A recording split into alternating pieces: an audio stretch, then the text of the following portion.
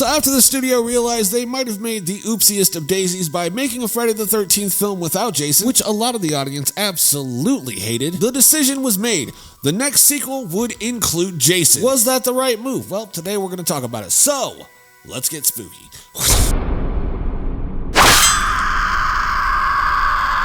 Greetings, everyone. My name is Nightshade. This is The Night Shift, a home for all things spooky, and today we're looking at Friday the 13th Part 6, Jason Lives, released in 1986. This film is one of my all-time favorites in the franchise. Actually, there for a minute, I would flip-flop between 4 and 6 as being my all-time favorite Friday the 13th film. And this one seems to be a lot of people's personal favorite, and that's for a damn good reason, because this movie is great, and I am super pumped to talk about this film in particular. So for this film, I'm going to break it down into two categories, the positives and the negatives. Let you know what I liked about this film and what I didn't like about this film. And then after that, I'm going to tell you what my favorite scene in this movie is and tell you exactly why it is my favorite scene. Then we will score this out of 10 and end the video. But here on The Night Shift, we always start things off on the bright side with...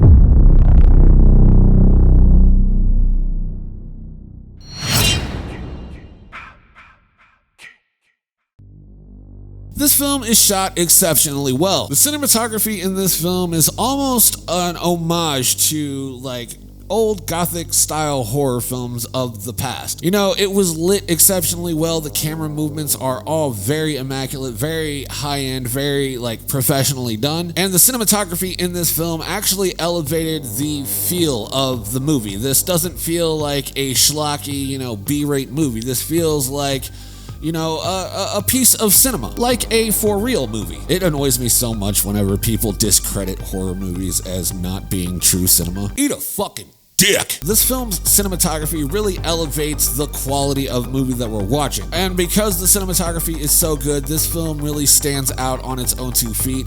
And it's one of the best shot films in the franchise, if not the best. We'll have to compare it to the remake because that film was also shot exceptionally well. Moving right along into our next positive, we have...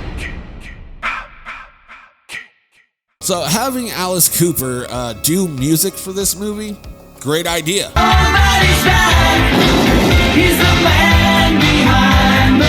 You know, horror and metal kind of go hand in hand. Whenever it comes to music genres, metal is often looked down upon. And whenever it comes to horror movies, they're looked down upon amongst the rest of cinema. And so meshing them together in one movie is fucking a great idea. And not to mention, you know, it's fucking Alice Cooper. That song fucking slaps. I actually listened to it yesterday whenever I was working out. It's a great jam. Great fucking jam. So yeah, the soundtrack to this is absolutely phenomenal. I love it. Moving right along into our next positive, we have...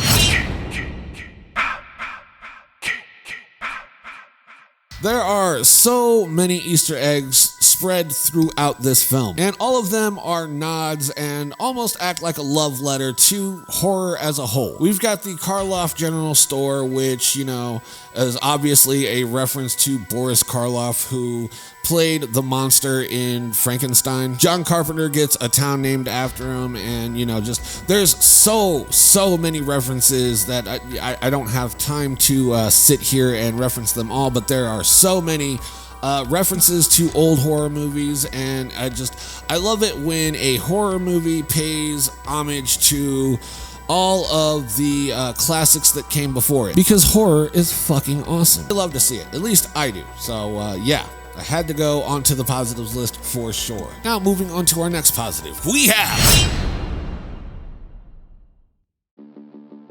Tommy Jarvis tries to gain closure by making sure that Jason is dead. Like fucking dead. You know, try to close off some of that trauma that he has. All you need to know is Jason's dead, right?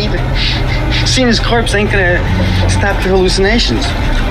Seeing it won't, but destroying it will. And in doing so, he accidentally brings Jason back to life by stabbing him with a post and lightning, shocking him back to life as if he were Frankenstein's monster.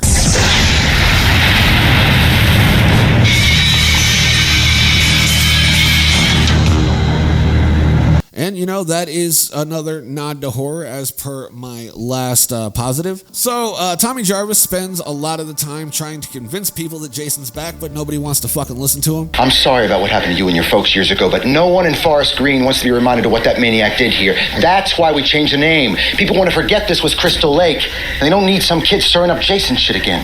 Now you just lie down and get some rest.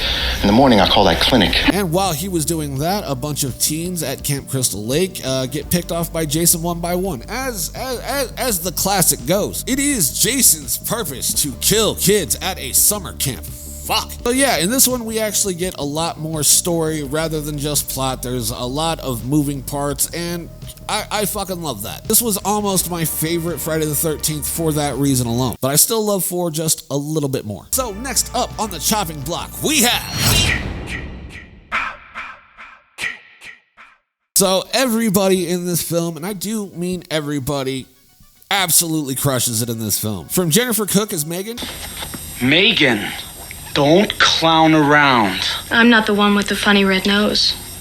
Now open the cell and let him out. David Keegan as Sheriff Garris. Cool out, boy. You already almost got your head blown off. Will you listen, damn it? Don't piss me off, Junior, or I will repaint this office with your brains. Like, everybody here fucking crushes it. Like, even the side characters and even the child actors all fucking crush their respective roles.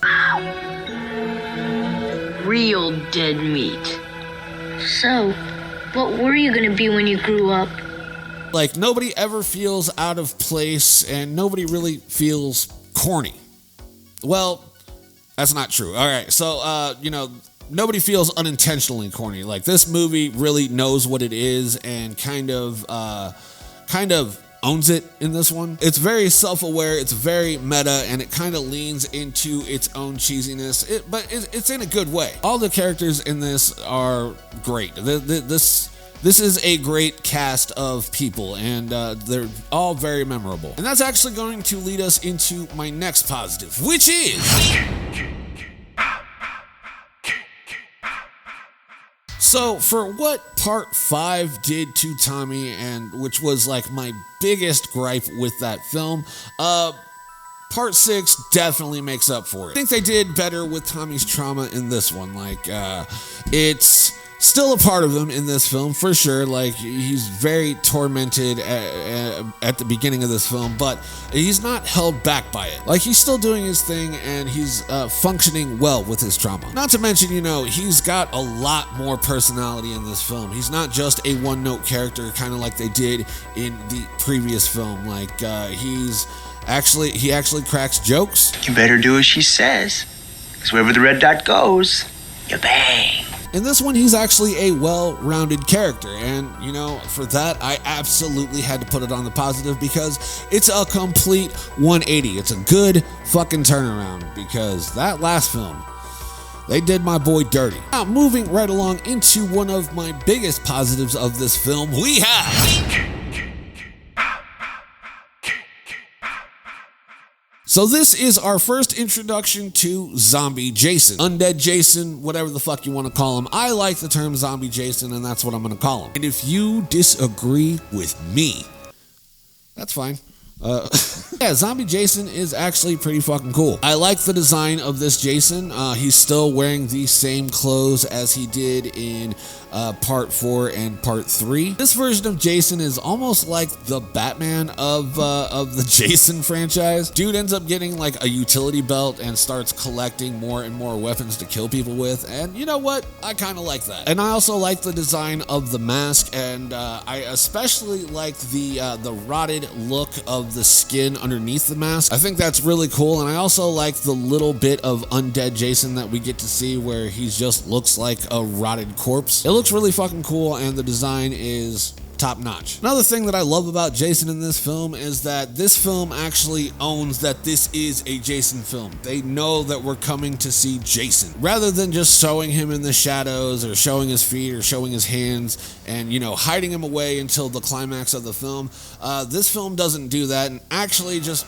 shows Jason being Jason because we all want to see Jason being Jason. That's the coolest fucking part of these films. If anything, we could benefit with more Jason. Like most of these films, Jason definitely had to go on my positives list. Now, moving right along into my final positive, we have...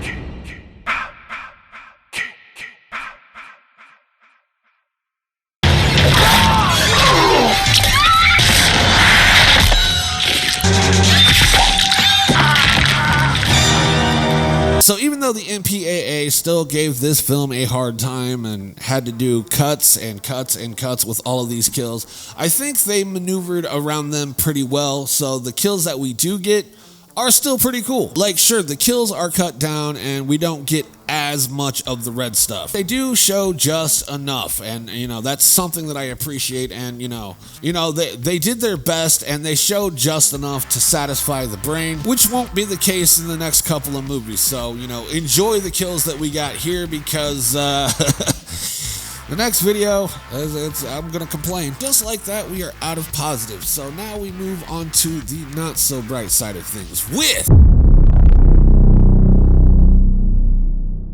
And I'm happy to say that there are no negatives, at least on my part, for this film. However, if you have negatives, sound off in the comments below. What about this movie didn't you like? I'm curious to read. So with no negatives to talk about, let's go ahead and move on to the next segment of the video, which is...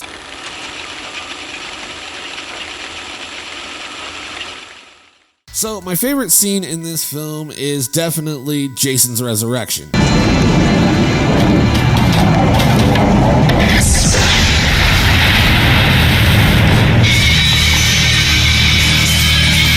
This scene is absolutely drenched in atmosphere. It's a dark, spooky, and stormy night, but it works, and I think it looks great.